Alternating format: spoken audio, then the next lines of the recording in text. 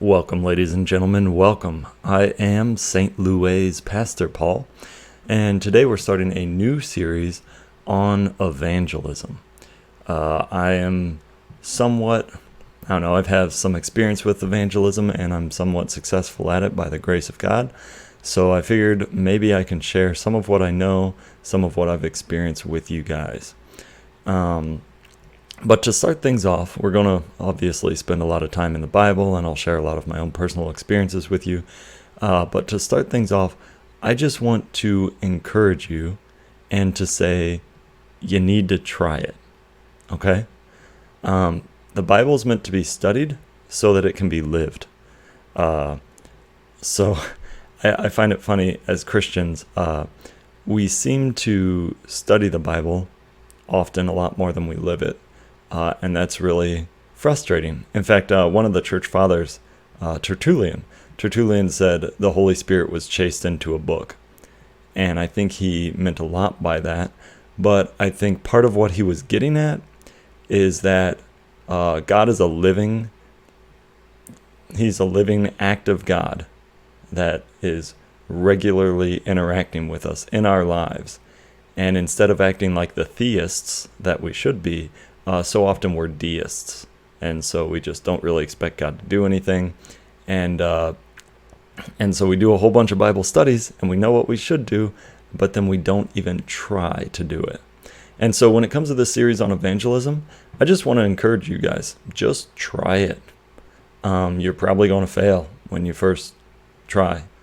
You get better at things through experience, and by trying them and doing them over and over and messing up and learning what works by making mistakes and having successes.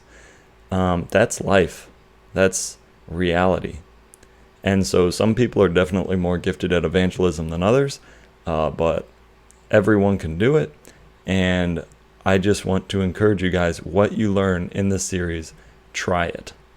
And the reason it's important to try it is because having a theoretical knowledge of something and having a practical knowledge are entirely different. For example, I drive a semi-truck. That's what I do for a living. And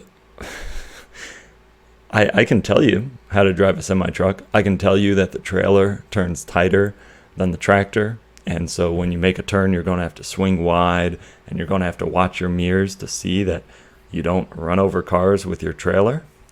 I can tell you that when you back up, you turn the steering wheel the opposite direction you would in a car. In a car, if you turn the steering wheel counterclockwise, you'll go left. If you do that in a semi-truck, you'll go right in reverse. And I can tell you how to float gears. I can tell you that when you're floating gears, you don't need to use the clutch to change gears. You just have to get it at the right RPM and shift to the next gear. Just push it out of gear and push it into the next one. And if you do it right, there shouldn't be any resistance. I can tell you how to downshift. I can tell you that you need to double clutch and you need to rev the engine before you take it into the new lower gear. I can tell you all those things. And that's a quick summary of how to drive a semi-truck. So now my question to you is, how many of you feel comfortable going out and driving a semi-truck right now? Right? I highly doubt any of you could successfully drive a semi-truck, even though I've told you all the theory on how to drive it. That's pretty much it. There's a few more specifics, but my point is that I can tell you how to do these things, and I can give you pointers, I can give you starters, but if you don't actually do them, you'll never learn. In my case, learning to drive a semi-truck meant that I burnt through several clutches, and that's not all too uncommon. So, yes, if you're trying to learn to evangelize, you're going to fail. Just because you fail once doesn't mean you should stop. Try again, and eventually your practical knowledge will outweigh your theoretical knowledge. So here I am to give you that theoretical knowledge, to be a mentor, a coach, to do whatever I can to inspire you to just try it. But ultimately, that's what I'm doing. I'm telling you, please, just try it. Well, thank you guys. I look forward to talking to you next time. Have a good one.